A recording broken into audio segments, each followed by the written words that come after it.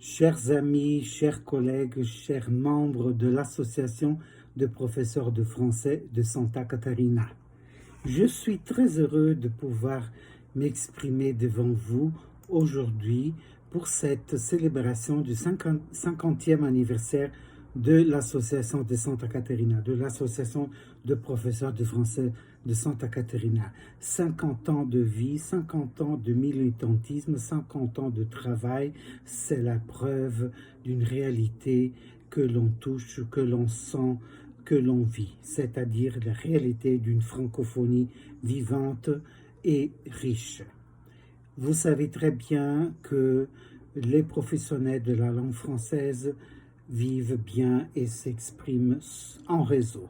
Ce réseau d'associations de professeurs de français est un réseau de chercheurs, de professeurs, d'enseignants de français dans le primaire, dans le secondaire, dans des structures nationales ou binationales comme les Alliances françaises ou encore dans des établissements nationaux ou français même au Brésil. Et c'est la passion de ces professionnels, c'est à leurs compétences que nous sommes, nous, quand je dis nous, structures associatives, nous, professeurs de français, nous sommes redevables de progrès de notre vie associative, locale, nationale et mondiale, bien sûr.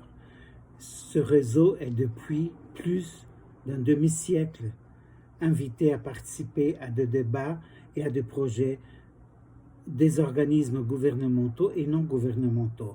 Et c'est dans ce sens que j'aimerais citer quand même, pendant ma gestion, qui a quand même duré 10 ans, de 83 à 93, j'ai été président, j'ai eu l'honneur de présider l'association de Santa Catarina et par mes contacts, par mon travail, nous avons pu réaliser différents stages de formation soutenus à l'époque par le Bureau d'action linguistique du consulat de Porto Alegre, qui à l'époque, c'était M. Joël Boudou et ensuite M. Jean-Pascal Botella, les deux attachés de coopération linguistique qui ont beaucoup coopéré, beaucoup travaillé pendant ma gestion avec l'association de Santa Catarina. Et nous avons dans ce cadre pu réaliser un grand événement, je dis même un grand événement, oui, le congrès des professeurs de français, c'était justement, et nous avons innové dans la thématique qui était à l'époque, pour ce congrès, le français enseignement et recherche. Cette édition du congrès de professeurs de français de Santa Catarina, voici les actes.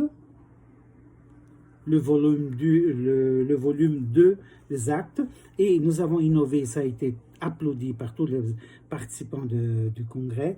Le volume 1 a été distribué à l'entrée, à l'ouverture du congrès. Donc, dans leur mallette, tous les enseignants inscrits au congrès, tous les participants avaient reçu à l'époque le volume 1 des actes du congrès de Florianopolis. C'était à l'occasion le 10e congrès de professeurs de français en 91. Donc en 91, nous avons réalisé le 10e congrès de professeurs de français à Santa Catarina. À l'époque, c'était dans les locaux de l'hôtel Castelmar. Voilà, et je sais que l'équipe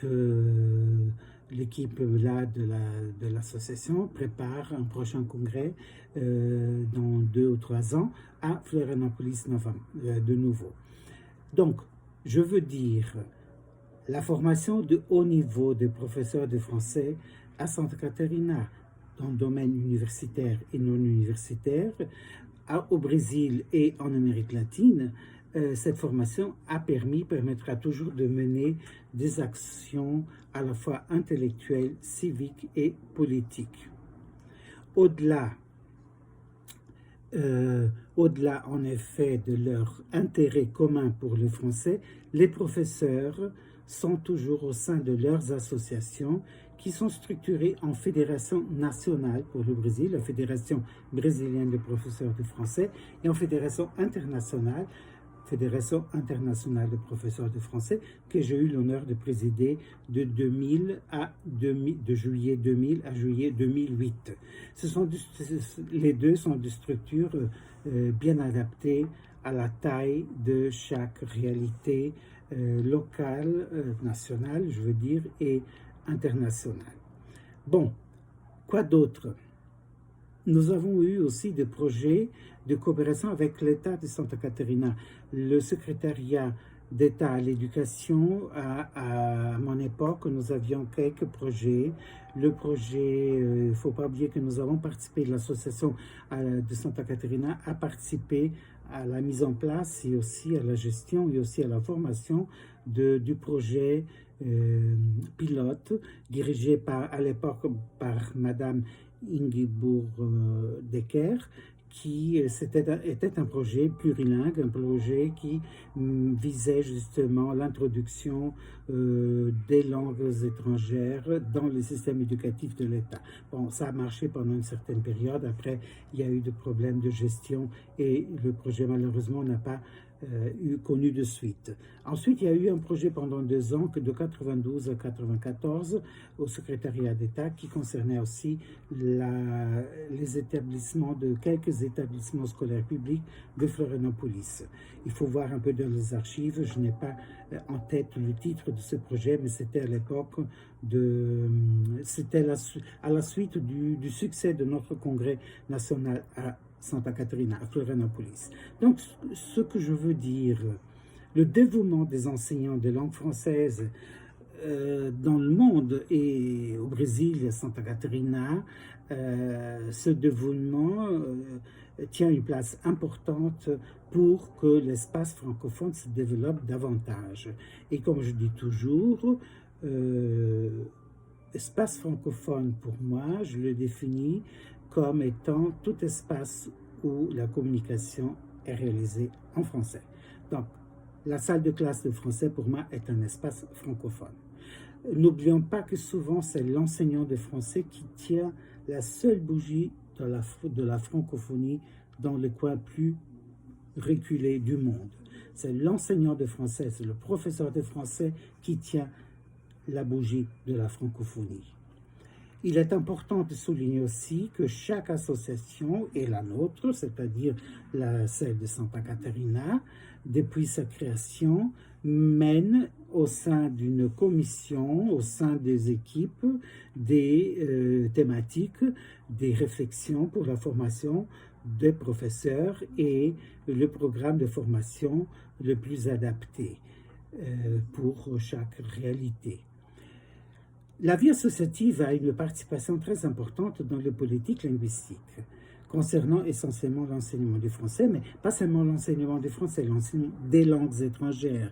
Les associations, la grande qualité, le grand mérite des associations de professeurs de français, c'est qu'elles travaillent pour le plurilinguisme, elles travaillent pour l'enseignement des langues étrangères et pas uniquement pour la langue française. Bien sûr, la langue française est toujours concernée. Et je voudrais dire que le partage de valeurs humanistes fait la force d'un réseau associatif de professeurs de français. Ces professeurs regroupés au sein d'une association permettent de transmettre au monde un message d'espoir dans la possibilité de la communication entre les langues et les cultures. Dans ce sens, l'Association de Santa Catarina, la Fédération brésilienne et la Fédération internationale savent à quel point ce message est aujourd'hui prioritaire. Le réseau associatif, et quand je parle de réseau associatif, bien sûr, je pense à l'Association de Santa Catarina aussi, qui existe depuis 50 ans.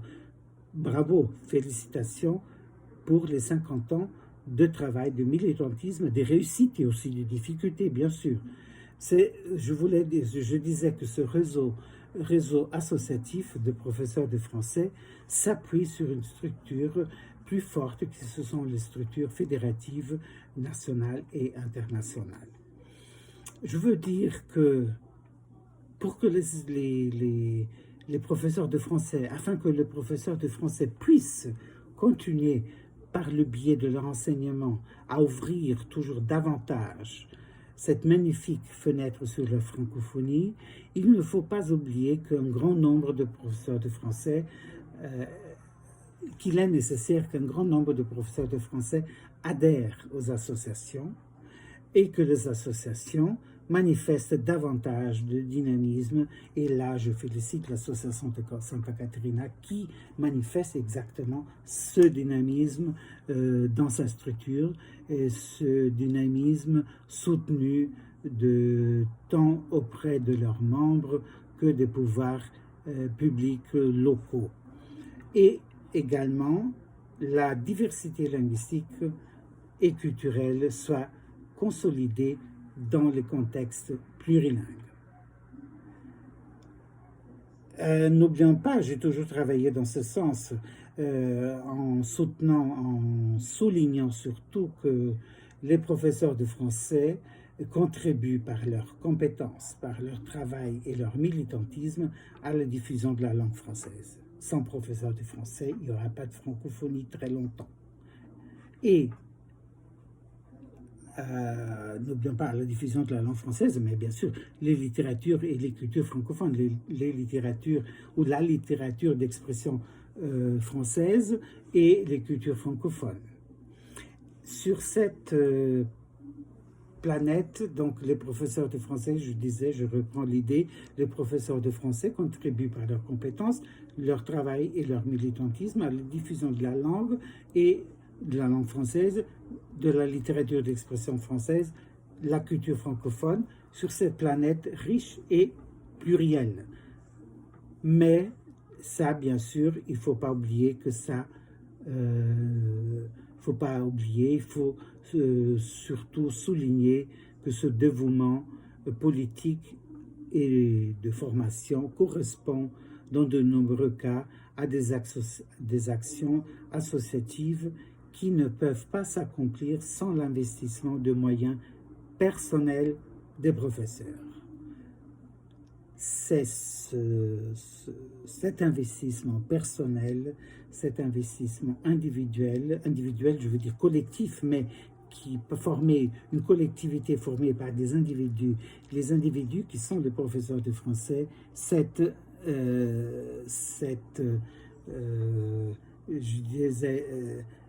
investissement, ces actions ne peuvent pas s'accomplir sans l'investissement de cette manifestation, de cet engagement individuel, un individuel qui est collectif.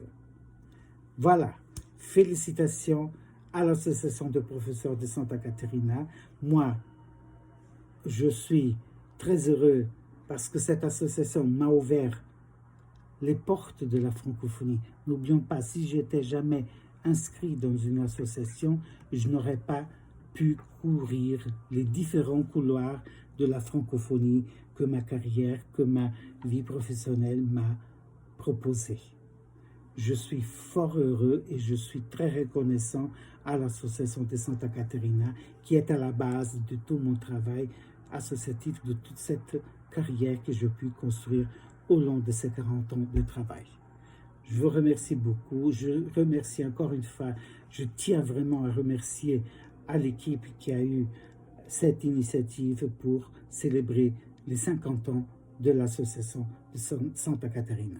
Bravo, merci beaucoup et j'espère que nous nous verrons bientôt, toute cette équipe, avec les belles photos que nous avons pu ramasser en présentiel très bientôt. Prenez soin de vous et bravo. Merci.